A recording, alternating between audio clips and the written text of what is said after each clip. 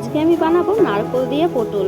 তোমরা দেখতেই পাচ্ছ পটলগুলোকে কিভাবে কেটে নিয়েছি, তারপর লবণ হলুদ মাখিয়ে দিচ্ছি। এরপর একটা কড়াইয়ে গরম তেলে পটলগুলোকে আস্তে আস্তে একে একে সব ছেড়ে দেবো।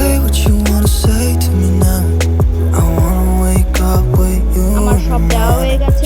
এবার এদিক ওদিক করে উলট পালট করে ভেজে নেব, সুন্দরভাবে হালকা লালচে করে নেব। তো আমার ভাজা মোটামুটি কমপ্লিট। এরপর এগুলোকে তুলে নেব। তারপর একটা কড়াইয়ে গরম তেলে তেজপাতা, শুকনো লঙ্কা, কালো জিরে দিয়ে লবণ, হলুদ, জিরে গুঁড়ো, টমেটো, আদা, লঙ্কা বাটা একসঙ্গে দিয়ে দেবো। তারপর দিয়ে দেব নারকেল বাটা। নারকেল বাটা দিয়ে ভালো করে নাড়াচাড়া করে নেব। তারপর সামান্য একটু আমি জল দিয়ে দিয়েছিলাম। জল দিয়ে ফোটার পর পটলগুলোকে দিয়ে দেবো। ব্যাস, সব পটল দেওয়া হয়ে গেল।